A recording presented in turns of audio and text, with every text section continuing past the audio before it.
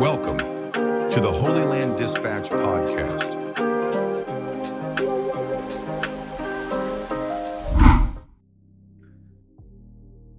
Hello and welcome back to the Holyland Dispatch podcast.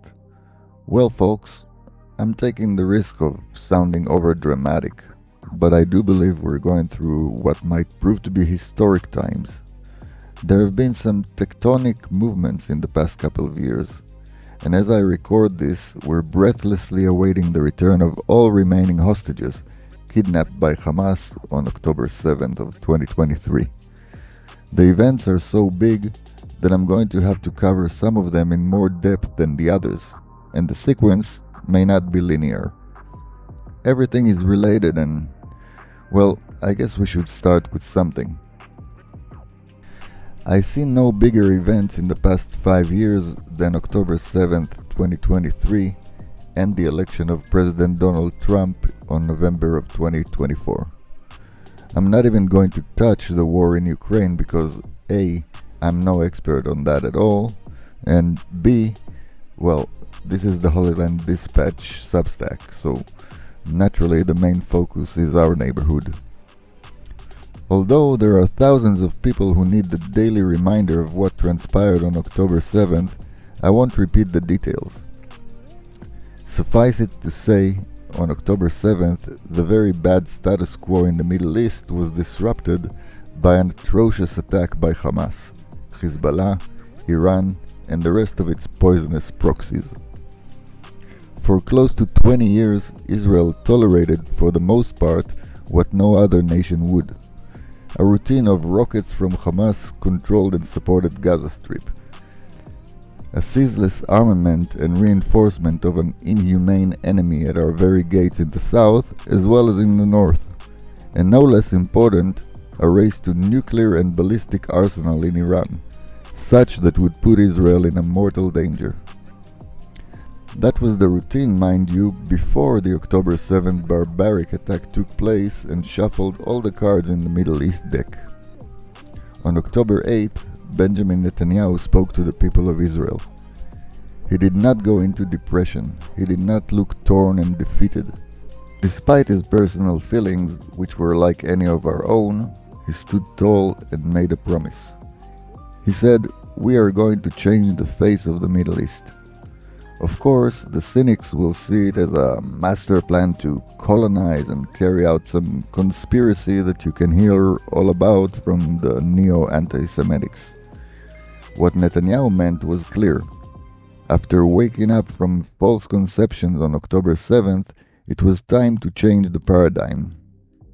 Time to remind the people who mistook Israel's peace-seeking policies as weakness that it exists for a reason. The reason is, first and foremost, and some Jews would do well to remember that, to serve as a home and shelter for the Jewish people. Gone are the days when Jews are abused with impunity by anyone. Netanyahu, with the amazing support of President Trump on his first term, made it clear that the Middle East can be a symbol for collaboration and prosperity. By signing the Abraham Accords, he signaled to anyone willing to see that his idea of a strong Israel involved making the region itself prosper. When Netanyahu promised on October 8, 2023, to reshape the Middle East, you can bet your pension that he meant far more than beating Hamas in a military skirmish. He named 5 goals for the war. 1. The return of all hostages. 2. The disarmament of Hamas. 3. The demilitarization of the Gaza Strip. 4. Security control over the Gaza Strip by Israel, including the perimeter. 5. An alternative regime in Gaza that is not Hamas or its equivalent PA, a regime that doesn't teach, fund, or send terrorists to harm Israelis. Let's leave these 5 principles for the moment in favor of completing the line of thought I started before. These goals are critical, and without them, the rest wouldn't have a chance in hell. But what Netanyahu was envisioning was leveraging these to change the power structure in the region, enhance the Abraham Accords, in order to make the region shift its focus from the destruction of the only Jewish state and onto building something productive and long-lasting. One may say whatever he wants about Bibi, and believe me, I have my criticism. But he was always one to look beyond the tactical and try to inject some meaning to what Israel does. He wanted to push away a reality that relied on false premises, the two-state delusion, peace through territorial concessions, to make way for a more realistic approach, based on combined interests, incentives, and consequences for everyone involved. This is where I'm going to shift the discussion to the 2024 US elections. I cannot even begin to describe the relief we felt here in Israel when President Trump was elected. I thank the Lord, figuratively and literally, for this outcome. There's no overstating the damage a Kamala Harris administration would bring to Israel and indeed to the region. Following likely the weakest administration in US history, where every Tom, Dick and Harry felt brave enough to square up to the US, an allegedly day-drinking, woke, feeble-minded president would have sent the Middle East into a completely darker place. A candidate who, in her prime, was less coherent than Sleepy Joe on sleeping pills, wouldn't have the self-awareness, let alone the backbone, to deal with crafty politicians like the Turkish president, the Qataris, or Iranians. She would have cost us in the blood of our soldiers with Biden's and her quiet embargo. She would have set us back 20 years in our struggle to create some semblance of stability in the region. So thank God for Donald Trump and thank the American people who voted him into the White House. Donald Trump is a developer. He is a creator. He makes things happen. This was not only the right man in the right place at the right time, it was the only man to be in the place and time. And just like Bibi, President Trump knew that geopolitics are not played on feelings. Really, the childish worldview of so many commentators and spokespersons is absolutely shocking at times. This guy likes that guy and therefore this and that, or the other way around. Such bull. Trump knows that just like in trade, you get things done by aligning interests, setting forth incentives and consequences that fit the profiles of the people and nations you deal with. When the two leaders, Donald Trump and Benjamin Netanyahu, went to work, following the blessed exit of the Obama-Biden-Harris administration, it was a thing of beauty. I have criticism to offer to Trump, just like I do for Bibi. But we live in the real world, and one must recognize the moment. It's not one thing. It's not just the unfreezing of the military embargo enforced by Biden. It's not just the B-2 bombers in Iran. It's not just the comprehensive plan we're following unfold now. What these two leaders have done, and are still doing, is nothing short of awesome, as in evoking a feeling of awe. The level of coordination, the deep understanding of details and the interest of all sides, the opportunistic maneuvers around developments on the ground. I dare you to find a better example of two Western leaders working in tandem for the betterment of a whole region like that. The only thing that comes to mind was, of course, the US and Britain during the Second World War, and I'm not sure that even that was quite as it is with President Trump and Prime Minister Netanyahu. Now, let us review the aforementioned 5 principles that the Israeli government defined as the exit point to the war in Gaza, and see how close we are to achieve them.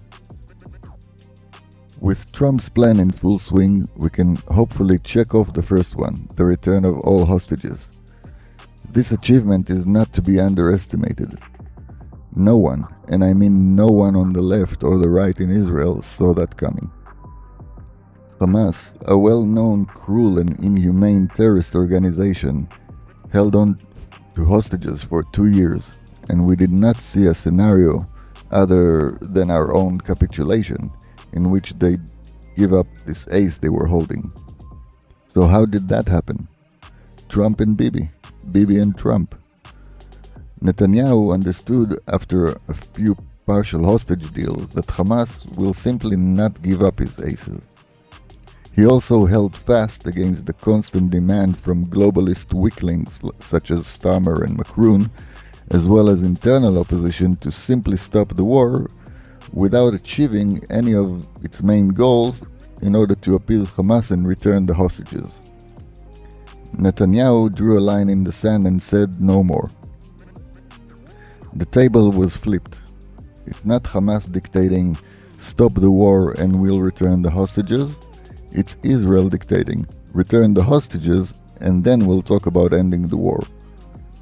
And Bibi remained true to his words, which is the only way to deliver an effective ultimatum. That, and presenting the consequences for refusal, i.e., the operation in Gaza City. Having gained control of roughly 80% of the Gaza Strip, Netanyahu ordered the IDF to start moving into Gaza City with clear intentions to follow that up until the IDF controlled the whole strip. In the plan, he left possible exit points in case Hamas chose to raise the white flag. But wait, how did Israel reach that point where it could make that move at all? Well, let's jump back in time and recap previous episodes. Netanyahu was adamant to start the Israeli response to October 7th in Gaza, and the first military operation focused solely on the Gaza Strip. Against foolish advice to attack in Gaza and Lebanon against Hezbollah in parallel, Netanyahu chose to focus the main effort down south, while the Air Force started preparing the ground up north. When the IDF solidified its positions in the Gaza Strip, the ground attack in Lebanon started. Then we had two major operations that largely crippled Hezbollah, namely the pager operation and the elimination of Hassan Nasrallah. While the organization itself, Hezbollah, was not annihilated, it was effectively dealt with, which allowed a ceasefire under which Israel still has the right to initiate military action when it identifies attempts on the enemy's side to breach the agreement. Iran then had to respond and fired missiles and drones towards Israel. That operation failed due to a coalition of armies. The effect of these last few operations was that al-Julani saw an opportunity in Syria, and very likely backed and encouraged by Turkey, made his move on Hezbollah-protected Assad regime. Israel responded to Iran's attack with what seemed like a limited attack, but proved to be a preparatory operation for the inevitable clash between the IDF and the IRGC. When all signs pointed to Iran racing to get a nuclear bomb, it was time for Operation Rising Lion in Iran. That ended with an emphatic move courtesy of President Trump and the B-2 bombers. Back to present moment. Having witnessed all of its allies crumble one by one, having watched most of its leadership hunted and killed by the IDF and the intelligence community, having been cornered to a shrinking 20% of the Gaza Strip, Hamas was pinned. But wait. The conditions were not yet ripe. Israel was ready to pounce, yes. Hamas was cornered, yes. But Hamas has sponsors, most prominent of which are Qatar and Turkey, but to an extent also Egypt. And we know that for the past 2 years these sponsors were pushing Hamas to continue and reject every deal. So what is to be done about those? Another case where a dreadful Kamala Harris administration would have crumbled. In comes President Trump with his crew. He lines up all these players and makes them take the position that aligns with his goals. How come Qatar pressures Hamas to accept this deal? How come Erdogan promises to help, even while he talks so horribly about Netanyahu, he still plays ball with President Trump? And so, we find ourselves with a plan that is sponsored by Trump, supported by Israel and other players who are not even its natural allies, and it starts with the release of all hostages. Again, the first step of the plan is the release of all hostages. This is unfathomable, unless you've been listening to Trump and Bibi all along. Had you done that, you might have understood that these two looked at the Middle East with a broad view that so many people are missing. The second principle talks about the disarmament of Hamas. That is in the agreement, and Israel is well within its right to renew the attack on Hamas should they try to evade this. How will it be enforced? None of us know all the details, but there's a clear message here, and I can only hope we will know how to handle that too. Next, the demilitarization of the Gaza Strip. In writing and in the agreement, similar sanctions included. This can be judged over a long period of time. The important thing here, again, is the flipping of the script in Israel. We need to ensure we know what happens in Gaza, unlike before October 7th. Security control over the Gaza Strip by Israel, including the perimeter. This seems like a gray area. I'm not fully aware of the language in the agreement, but one thing is sure. Netanyahu and most of the Israelis understand that Israel's security cannot be contracted anymore to any Palestinian authority or such. Israel must be the one ensuring its security. We will need to wait and see what develops and see if any more insights come from the agreement. An alternative regime in Gaza that is not Hamas or its equivalent PA, a regime that doesn't teach, fund or send terrorists to harm Israelis.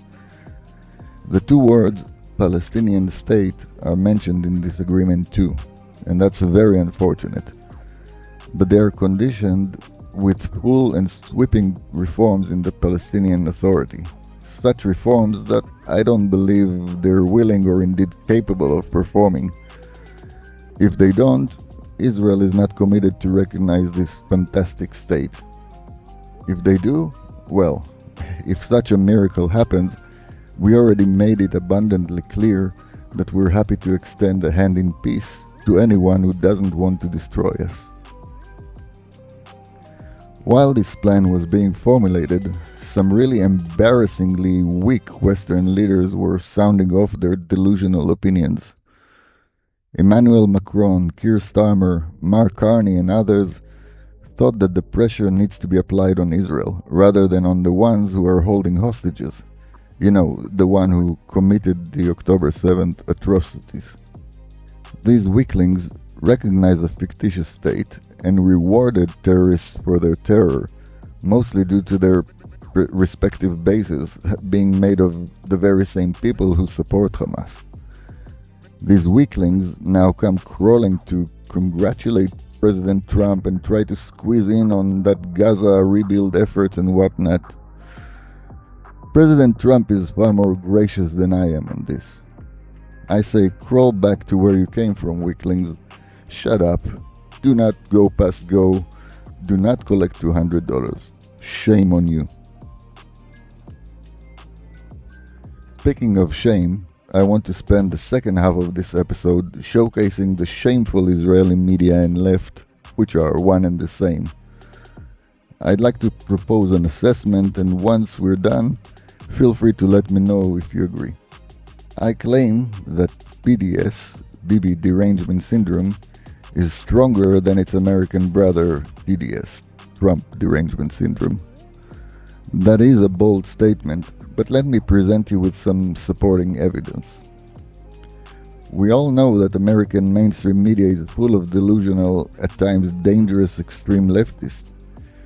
We see how they and their political backers persecute the president on each and every turn. Trump can simply do nothing right in their minds. Well, after all, he's Trump. They distort reality, lie, manipulate, and badger him using every conceivable tactic. The same can be said about Netanyahu in Israel. Just copy and paste the above and it applies here too. So why do I believe that BDS is a stronger mental disease than TDS? Let's look at some social media posts that showed up on the heels of this agreement in Gaza. First, one of the most senior at least in his own eyes, reporters in Israel, Raviv Drucker. This guy watched the press conference in Washington where President Trump presented his plan alongside Netanyahu, and here is what he had to say. Raviv Drucker tells everyone on arguably the most viewed channel in Israel that Netanyahu doesn't want to make a real hostage deal and that Trump inexplicably takes Bibi's position and there's nothing in this plan. Next is Nadav Eyal, another one of those senior in their own eyes reporters who posts on X, "Thank you, Mr. President." He forgets though that the internet exists, and we can look at his August 2024 post where he said, "Donald Trump is not a serious person. The implications of his election would be severe." Ram Ben Barak is a member of Knesset on behalf of Yair Lapid's party. He responded to the deal with an emotional post that reads, "Yes, thank you, President Trump, thanks. We will forever be grateful to you and your team." He even adds a little namaste emoji. How very touching. He also kind of assumed that no one would notice that in October of 2019 he wrote, "Trump gives us all the reasons to miss Obama." Right. Ronen Tzur is one of the leading figures in the anti-Bibi campaign on any given topic. On October 9th, this week, he posted on X, "Trump is a hero of Israel." Sadly for this shill, people quickly found his 2017 post that reads, "Barack Hussein Obama is gone, Donald Adolf Trump arrive, dying to know who comes after that." So what am I saying here? Having the knowledge as gleaned by reporters from internal communication between lefty activists that the left decided to ignore Netanyahu when crediting this deal and instead focusing on thanking Trump, and having reviewed the above contradictory posts, I can only conclude that these loons hate Bibi so much that they even thank Trump, who they obviously despise. Not only hypocritical, but also devious. But the Israeli left and its branches in government, media and social activism are not only hypocritical and devious, they were also absolutely wrong about everything in the past 2 years. In their blind hate to Netanyahu, they chose the completely wrong side of any debate. They opposed the focus on Gaza Strip in the beginning of the war. They demanded to actually start with Hezbollah. This was supported by the Minister of Defense at the time, Yoav Gallant, who made many mistakes. That was one of them. They raged against the Pagers operation. Some of them called it minor or a joke. Others said it was pointless and won't hurt Hezbollah. They railed against the elimination of Nasrallah. They screamed about it, leading to a wider war in the region, not yet realizing that Iran's nuclear and ballistic plans had to be dealt with. They opposed Operation Rising Lion, see above. They objected to the attack on Rafah, in which Yahya Sinwar was killed, because that, according to them, would cost the lives of the hostages. They objected to the attack on Gaza City, of course, for the same reason. They kept pushing for Israeli surrender as the path to return all of the hostages, waving signs that read, "Military pressure will kill the hostages." And now, when they see that only the military pressure materialized the conditions to their release, they try to rewrite history, inventing non-existent deals that Netanyahu supposedly rejected.